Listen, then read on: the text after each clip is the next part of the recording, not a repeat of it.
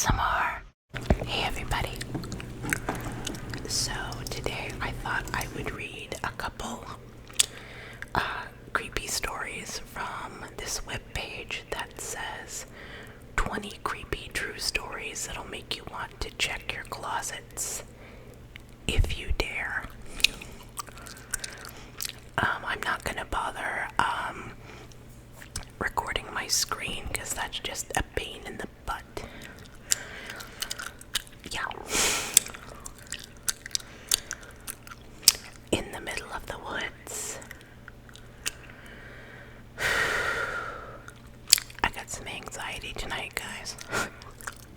Oddly enough, I thought this might relax me. I don't know. Growing up, I lived in the middle of the woods. No neighbors for about a mile on each side, and we owned 60 acres of forest, then a swamp after that. So basically, I lived in the middle of nowhere. One summer when I was about 14, I was out in the middle of the woods playing with my dog.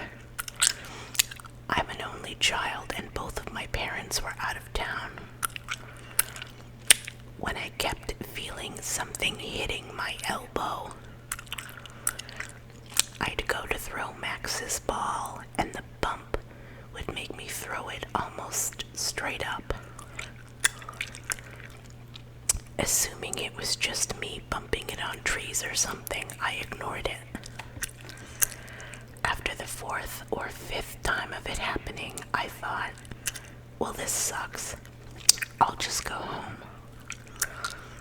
Walking back, I felt uneasy, but I knew I was just freaking myself out because we were alone. About an hour later, Max and I are at home on the couch when the garage door opens and he starts barking.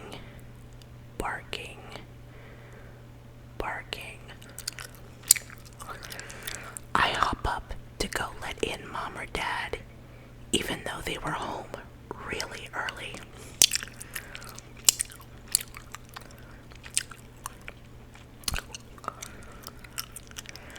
I peered through the peephole and saw the door was still shut and no one was in the garage. Quieting Max down, I opened the door slowly and called out for my dad. Nothing. No. Nothing.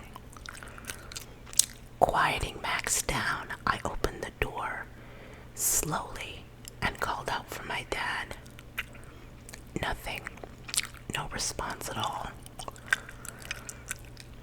So I go out to check the door, and it's still locked. Okay, sure, weird, but oh well.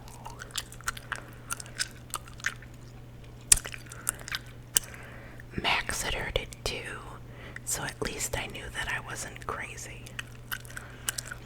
About 20 minutes later, I hear the door open again, and this time, Max starts growling like crazy. I quiet him down again and just assume it's the wind or something making noise, even though by this point my heart is racing. I hear footsteps come up the stairs and think, oh geez, Dad really is home this time. I hop up and run to the door. It starts to jiggle, so I run faster to let him in. I peep through the hole, and even though my hand is loosely around the jiggling handle, there's no one on the other side of the door. Terrified,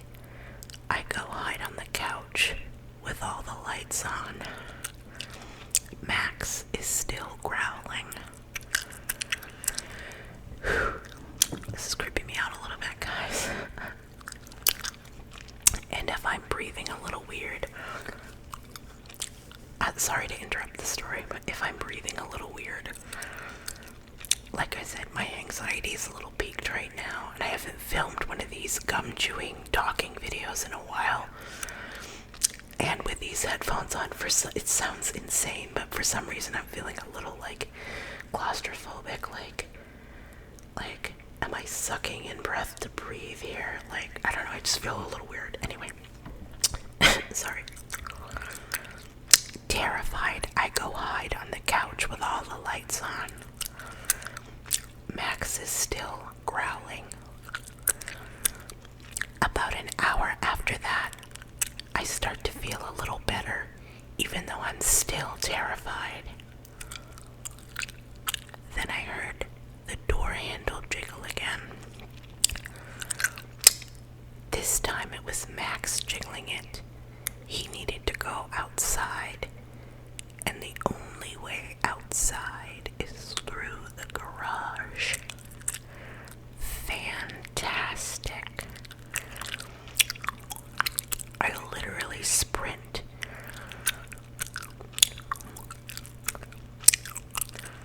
to the kennel, and as I'm standing in there, I decide to ask this thing questions to make myself feel better, because I knew it wouldn't answer me. Thinking about what to ask it, my eyes are drawn to the huge, heavy oak door to the kennel. It was always open because it was too heavy for me to move easily. I said, "Okay, ghost, if you're real, you'll just shut this heavy door." Nothing. A minute goes by, and nothing.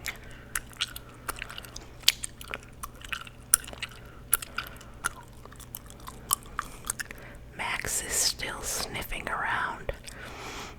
I turn around to yell at him to hurry up. And then from behind me, I hear click. I whipped around and saw the giant door had swung shut and latched. Okay. Clearly, it was just the wind. It wasn't really windy, but it was from the wind, for sure. Had to be. I proceed. "Okay, ghost, that was the wind. If you're really real, you'll open this massive door back up." Nothing. I relax a bit and then squat down with my head on my knees, reminiscing about how lame I was just being scared, when I hear click, clack. The door was now wide open.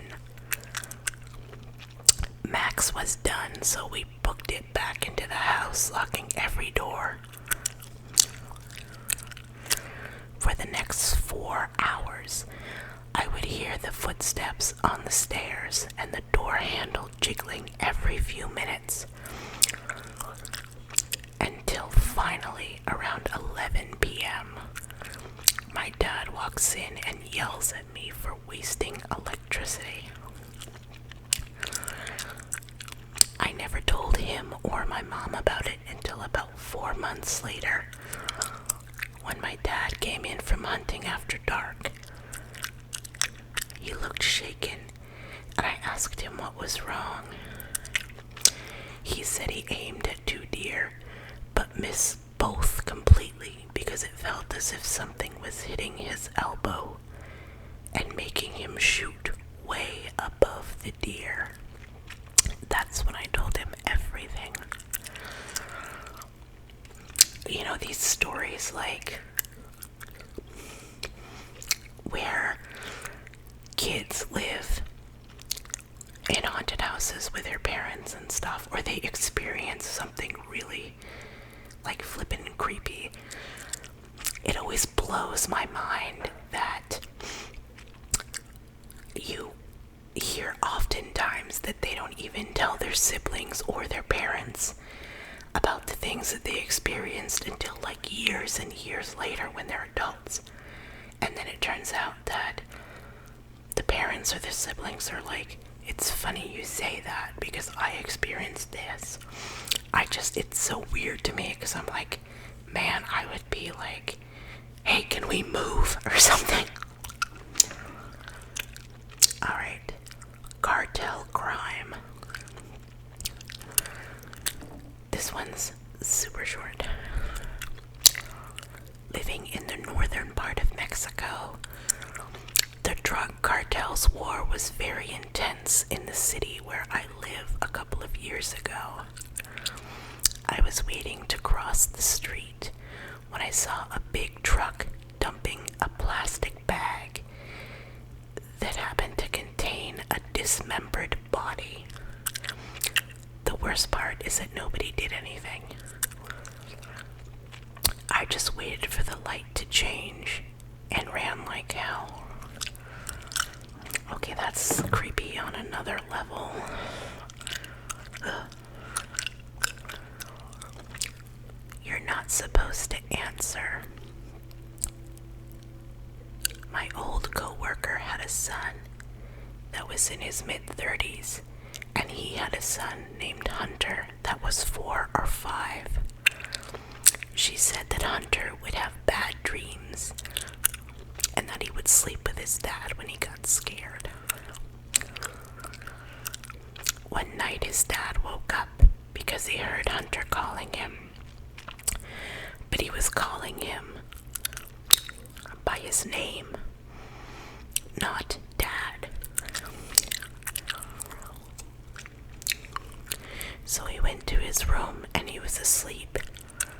He woke him up and said, Hunter, you were calling me, is everything okay?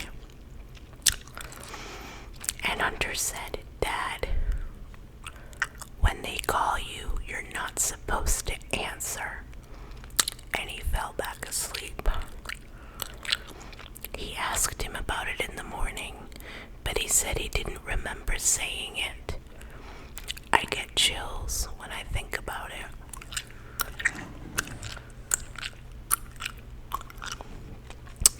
The house on Acorn Street. When I was 14, my family and I fell on hard times. We got kicked out of our house and ended up in emergency housing. Basically, we went to charity, who found us a house that we were able to rent for $100 a month, but only for 3 months. That summer, my mom and stepdad separated temporarily, and my 3 siblings would go to my stepdad's for a week or so, then come back to my mom and me. This house was creepy. It started off with just that feeling, like something isn't quite right. That you might not be the only person in the room. In the day, that's all it was. The feeling that something was up. Your instincts pricking at you. I tried to ignore it, but as soon as dusk arrived, shit would start happening. More than once, I could hear this static-filled music playing, but I couldn't find the source. It just filled the halls. I heard whispering and went to my 2 sisters' room. In the open closet, a pair of eyeballs looked at me and disappeared. My brother spent one night in the house and didn't come back. In my room, I could never win.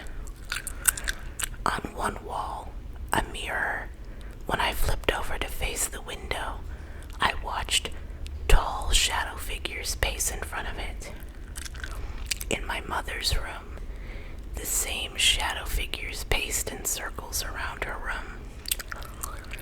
One night she and I sat up for 2 hours in her bed watching these shadows. She was strongly religious and didn't know what to make of it. During the time we lived there, there was a lunar eclipse. I had never seen one before and was very excited for it. When I went out to look, every time, this terror took over me and I couldn't stay outside. I couldn't explain it. When the moon was fully cloaked, I went outside, looked up, but my head suddenly snapped down, and to my left, I could see 3 tall shadows walking in between the tall pine trees in the yard. Panicked, I ran back inside and into my room, flinging myself under the covers with my eyes shut tightly, but listened to the pacing outside my bedroom window. 3 months of this. We moved out at the end of the summer into a new house. My mom and stepdad got back together, and I was with my younger siblings again. We all agreed the house on Acorn Street was messed up, and I still get chills when we drive by it just to see. Sorry if you can hear plastic rustling back there. I think one of the cats is wandering around. They're not being nice to each other right now because one of the neighbor's cats was outside the door, and when my son opened the door for about 5 seconds, my smaller, younger cat got a good look at it, freaked out, and has been attacking our older cat all night. So hopefully that's over by tomorrow. I don't know why that happens. That one cat will blame the other for something that's bothering them. I would always have the same dream. Up until I was about 8 or so, I lived in a really old house that since the beginning of time had been bounced around from relative to relative until eventually my mother had been handed over the keys. It was basically a shit heap. 2 stories, a collapsed balcony on the 2nd level, mold and mildew all over most of the ceilings, 1 tiny bathroom, and the toilet was outside, overrun with frogs and spiders and whatever other kind of hellspawn the Australian outback would throw at us. I was terrified as a child, scared of basically everything. I'm much better now, and have much bigger balls than most of my friends, if I do say so myself. Nonetheless, I would probably have to put the blame on this old house of mine. I remember as a child that I would always have the same dream. I'd start in the kitchen. No idea how I got there, of course. It was during the day, probably later in the afternoon. Nobody was around, so naturally I'd go looking for my mother and father. I'd go to all the normal places. Mom wasn't in the laundry shed or the lounge room. Dad wasn't on the patio outside or the back at the chicken coop, and my sister wasn't around either. I was starting to get worried, thinking that everyone was gone and they'd left me alone, until I heard a noise above me coming from the 2nd floor, where the bedrooms are.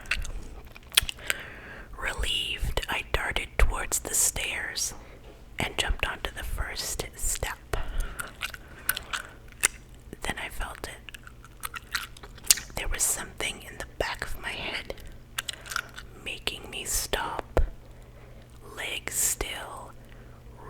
up as I prepared to move onto the second step. Something telling me that I shouldn't go up there. Of course, this thought was running rampant in my mind. Don't go up there, don't go up there, stay down here, don't go up there, there's something up there. Finally, my leg dropped. Before I could reconsider, I pushed myself up those stairs, and even though I didn't want to anymore, I couldn't stop myself. Only slow down.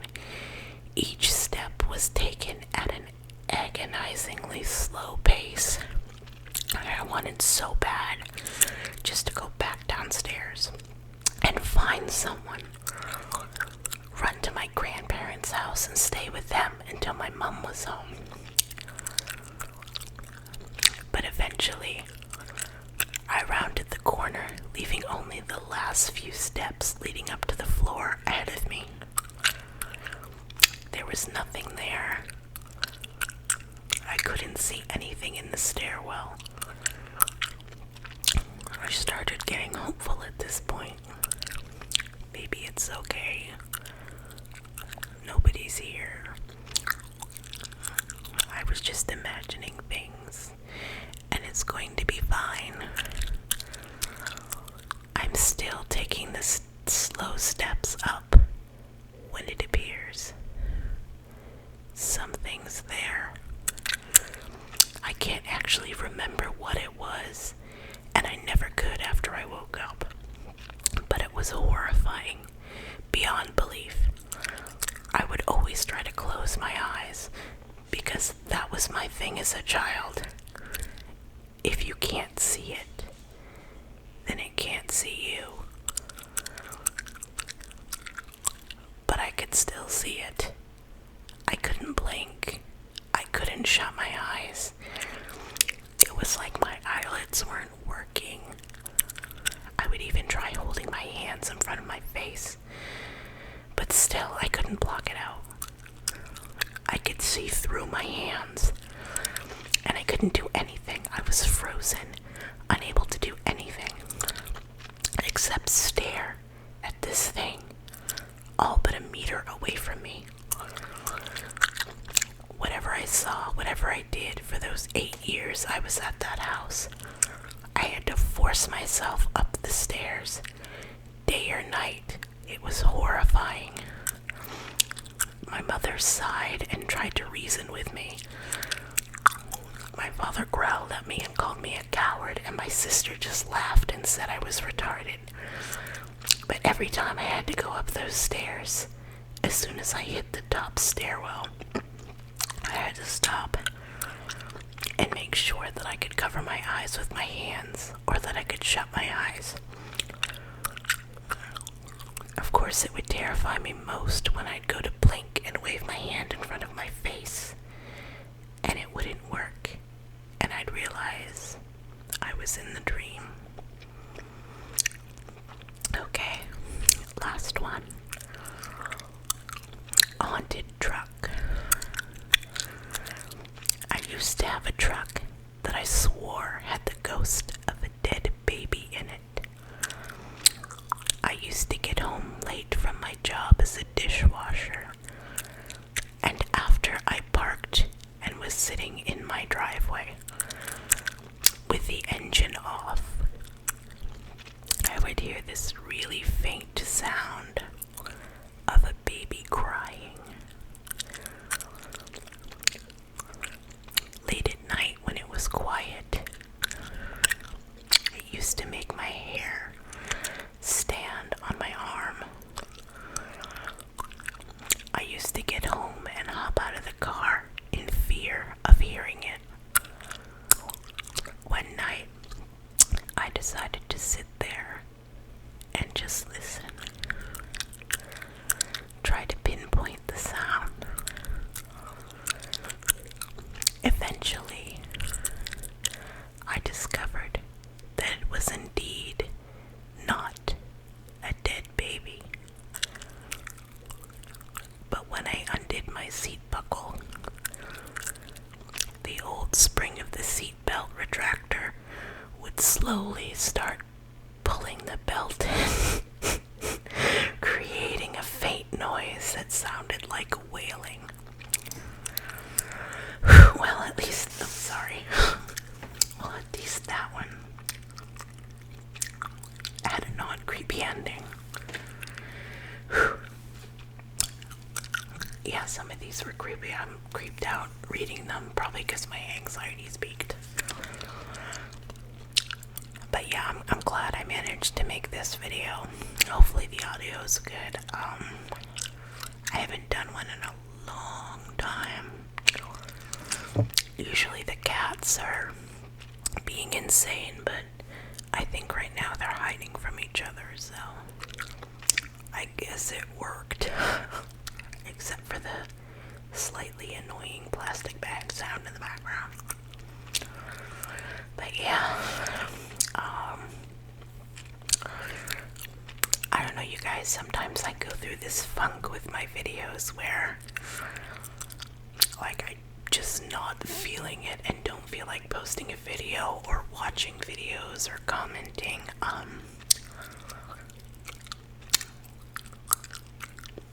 I don't know, having, that's the AC or the heater kicking on. Having a channel on YouTube these days is so much different than it was years ago. Like, now it seems like it's so much about the networking and watching other people's videos so that they in turn will watch your videos. And that's an awesome way to support everybody.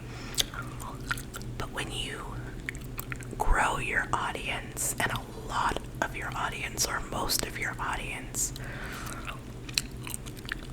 are people that you are also subscribed to because you're supporting each other, sometimes it gets really stressful and hard to keep up with everybody,